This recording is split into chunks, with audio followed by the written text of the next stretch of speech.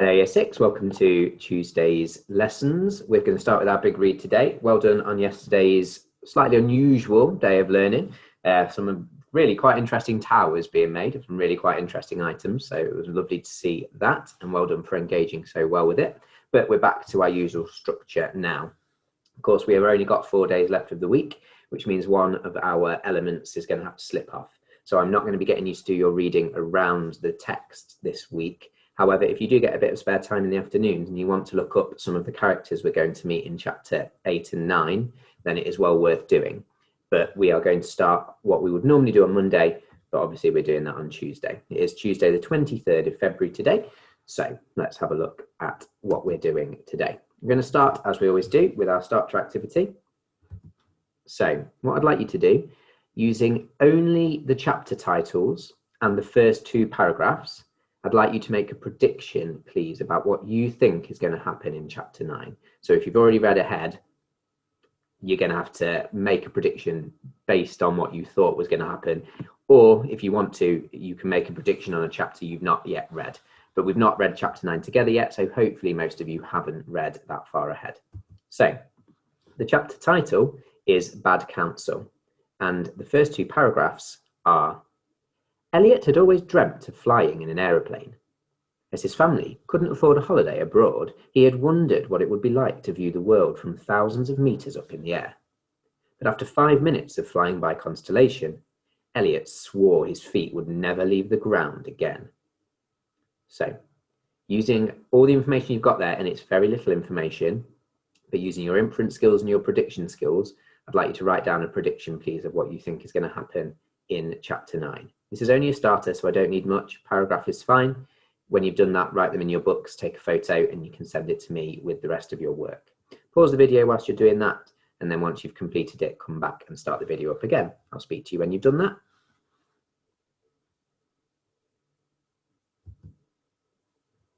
Okay, so hopefully you've completed your starter now. So let's have a look at our Wolt and our Wilf for today.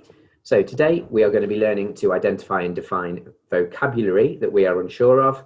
And our Wilf, what I'll be looking for is that you are showing that you've read through the text carefully, that you've been highlighting and noting down any words you're unfamiliar with, that you're looking at these words in their context and trying to work out what type of word they are, and that you're then using that to think of synonyms that would fit in the same context. Those synonyms then become your definition. We've done this several times. You're used to this routine. Normally it would be on a Monday, but this week it's on a Tuesday, but you're still used to the routine. So you should now be pretty expert at doing this. We're going to be doing this with chapter 9. We're only going to be using the first few pages of chapter 9 though. So you need to have your copy of the text open in front of you, turning to page 96 and 97 to begin with, the start of chapter 9. When you're doing that, you then need to be having a read through and finding out any words that you're unfamiliar with. As ever, I'll model to you exactly what that should look like. So if I was reading through this, and remember the first time you read, you're not having an in-depth read, it's more of a skim and a scan. So you're looking out for those key words that you're unfamiliar with. Straight away on that first page, I can see a few that I think potentially I'm not that familiar with myself. So constellation, it's a slightly unusual word. It's not one we come across very often. It's probably more one of those tier 3 words now, or tier 2 words, but it is important in this text, so it's worth being sure of. Over onto the next page, we've got words like abrupt, elegantly, Aegean, Elysium, and babbled. Now, a little bit of a side task here, and you can send me this as a message directly or as a note on with the rest of your work. Why do you think I've done 4 of our 6 words in yellow highlighter and 2 of them in blue highlighter? What might my reasoning be for that? See if you can work it out. See if you can find a reason for why I've differentiated between the different types of words there. When you've done that, and you've found any other words as well, you then know what we do next. We then go over to the next pages and complete the same. I've modeled that first one to you. You should be doing these next pages on your own. So I'd like you to do that for me, please, using the first 4 pages of chapter 9. Find any words you're unfamiliar with, note them down, and then you can start the video up again. I'll speak to you in a moment when you've done that.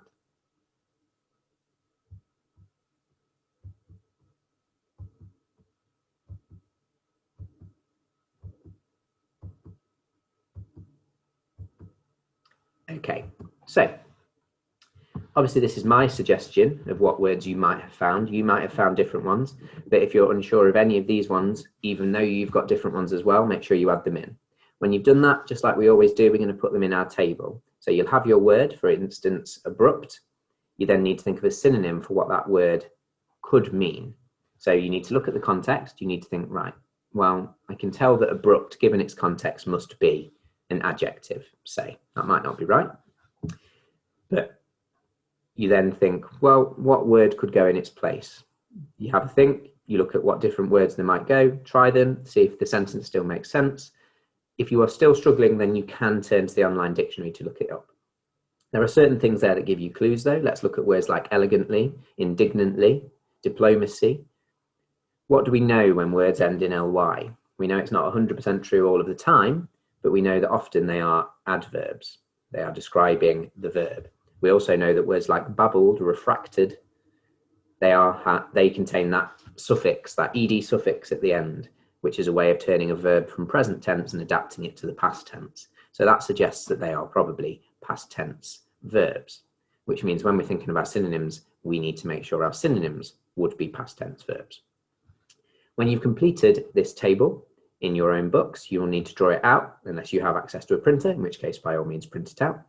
When you've done that, start the video up again. I've got 4 questions for you then based around the vocabulary of chapter 9, and I'll model to you how I would expect those answers to be given with the first question before leaving you to complete the others yourself. I'll speak to you again in a second, but make sure you've completed that table first.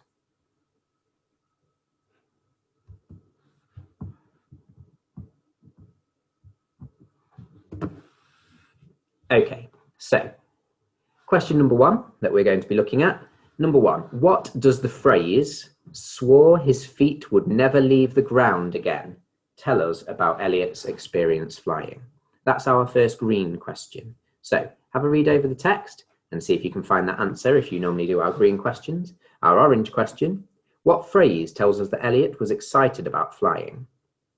And our red question, find 2 phrases that prove Elliot didn't enjoy flying in Virgo's constellation. So I'd like you to have a go at that, and then I'll model to you exactly what answers I would expect to see there and what detail I would expect you to put into those answers. When you've done that and you've written those down in your book, come back to the video and start it playing again, and we'll look at my modelled answers. Speak in a second.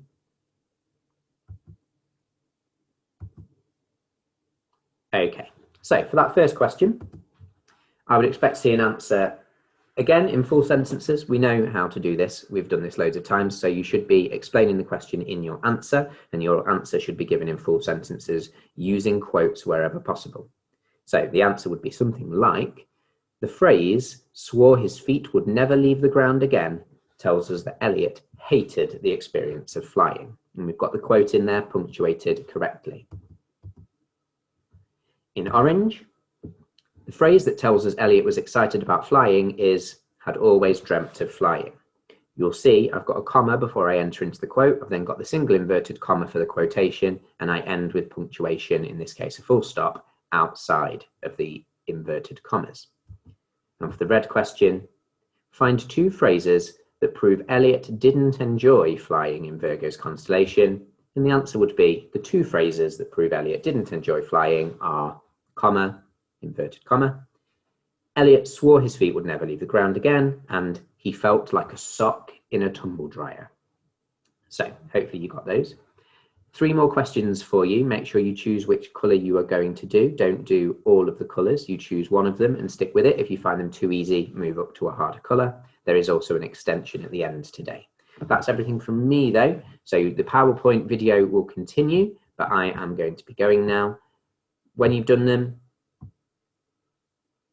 sorry, I disappeared too early there. When you've done them, make sure you send them in to me. Looking forward to seeing your answers, and I'll speak to you in your English lesson later. But for now, goodbye.